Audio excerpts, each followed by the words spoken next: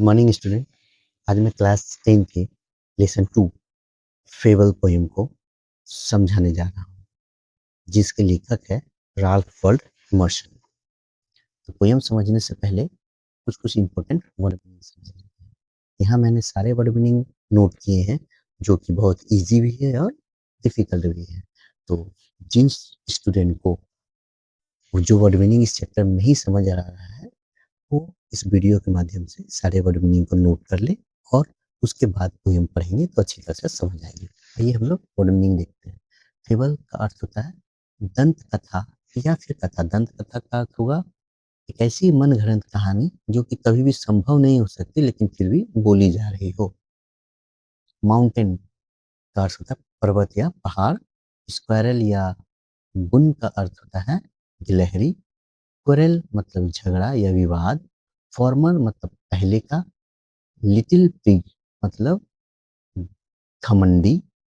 Doubtless निसंदेह। Sorts of thing तरह तरह की चीजों।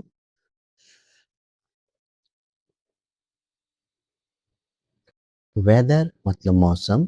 टुगेदर मतलब साथ साथ। स्पेयर मतलब पृथ्वी या गोला या क्षेत्र, लेकिन यहाँ पर स्पेयर का मतलब पृथ्वी ही होगा। डिसगर्ज मतलब अपमान या बदनामी। ऑक्यूपाई कब्जा कर लेना या अधिकरण कर लेना। स्प्रे चुस्त फुर्तीला। डिनाई इनकार करना। पीटी सुंदर या प्यारा। ट्रैक मार्ग या पथ। टैलेंट प्रतिभा कौशल। डेफर भिन्न अलग। विजली समझदारी से या बुद्धिमानी से। पुट मतलब रखना या डालना। कैरी मतलब उठाना या ले जाना। फॉरेस्ट मतलब जंगल। बैक मतलब पीठ या पीछे। नाइदर ना तो या कोई नहीं। क्रैक मतलब दरार या तोड़ना। नट मतलब अखरोट या बादाम। तो ये वर्ड मीनिंग जो है जो इस चैप्टर में है, और अगर आप इसका हिंदी मीनिंग समझ लेंगे तो ट्रांसलेट करने में सुविधा होगी। तो आइए हम लोग पोएम को पढ़ते हैं। The mountain and the squirrel. एक पहाड़ और गिलहरी। Had a quarrel. एक बार उन दोनों में झगड़ा हो गया।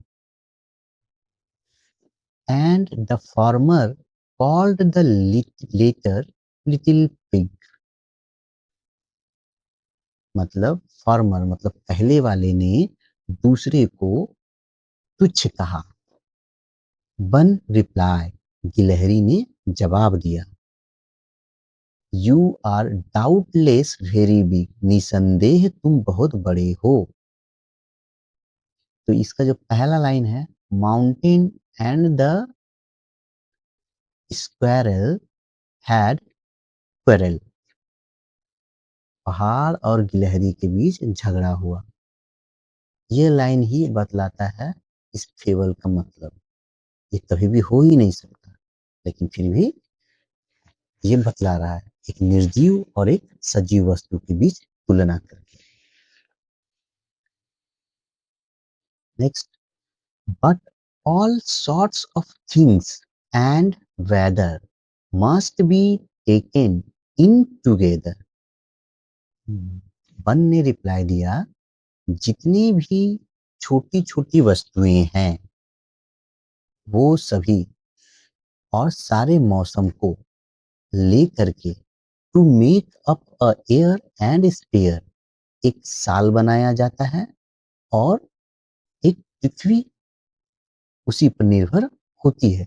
जैसे हमारे कितने ऋतु होते हैं? 6 ऋतु होते हैं। Spring season, summer season, monsoon, autumn, pre winter और विंटर। तो ये 6 सीजन को मिला करके एक साल बनता है। और इसी तरह पृथ्वी पर बहुत सारे छोटे छोटे देश, छोटे छोटे जानवर, पेड़ पौधे, सागर महासागर, सभी को मिला करके एक पृथ्वी का निर्माण हुआ है। तो ये गिलहरी किसे समझा रही है? पर्वत को समझा रही है, जब पर्वत उसे छोटा तुच्छ प्राणी कह रहा है तब। And I think it no disgrace to occupy my place. मैं समझती हूँ यदि तुम मेरी जगह को कब्जा कर लोगे तो इसमें मुझे कोई भी परेशानी या असमंजस नहीं होगी। If I am not so large as you, यदि मैं तुम्हारे इतना बड़ा नहीं हूं, you can not be so small as I, तो तुम भी मेरे इतना छोटा कभी भी नहीं हो सकते। सबकी अपनी अपनी विशेषता है। And not half so spray, और तुम मेरे फुर्तीले शरीर के आधे भी नहीं हो। मतलब गिलहरी बोलना चाह रही है कि मैं जितनी फुर्ती से इधर उधर चली जाती हूँ और अपना काम कर लेती हूँ, तुम नहीं कर पाओगे।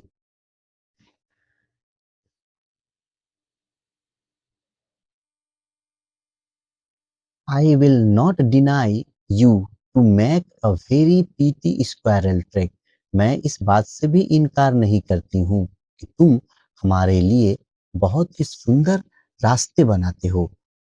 इसका अर्थ है पहाड़ में छोटे-छोटे छेद होते हैं, जिसमें गिलहरी अपनी जाकर के घोंसला बनाती है, अपने बच्चों को पालती है और वहाँ पे खुद निवास करती है। तो उसी को स्क्वायरल ट्रैक बोला गया है। Talent is there, all is well and wisely. सभी का टैलेंट अलग-अलग होता है और अच्छा होता है, जिसे ईश्वर ने काफ़ी ध्यानपूर्वक सभी को प्रदान किया है और उसे सारे पृथ्वी पर जितने भी रहने वाले जीव-जंतु हैं और वस्तुएँ हैं, सभी निर्वाह करते हैं।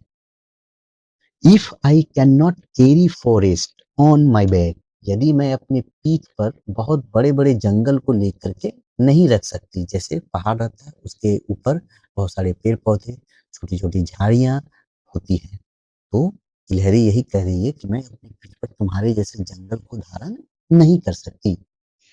Neither can you take a nut, तो तुम भी एक अखरोट तोड़ के खा नहीं सकते जैसे मैं खा लेती हूँ। तो इस पूरी कविता में ये बतलाया गया है कि जो भी व्यक्ति बड़ा होता है, जिसके अंदर श्रेष्ठ गुण होता है, वो किसी भी दूसरे व्यक्ति को छोटा एहसास या महसूस नहीं कराता है, क्योंकि सभी में अलग-अलग टैलेंट है, जिसे ईश्वर ने काफ़ी बुद्धिमानी से प्रदान किया है और सभी उस टैलेंट को लेकर के ही इस पृथ्वी पर रहते हैं। तो इससे हमारा मोरल ये मिला कि हमें कभी भी इस पृथ्वी पर रहने वाले लोग या ऐसा कोई व्यक्ति जो गरीब हो, उसका मज़ाक नहीं उड़ाना चाहिए और उसके प्रति ऐसा कोई भाव नहीं करना चाहिए जिससे समाज में उसको तिरस्कार का सामना करना पड़े और समाज के लोग उसे सही नज़र से ना देखें। एक श्रेष्ठ व्यक्ति का धर्म यही होता है कि वो सबको साथ लेकर के चले।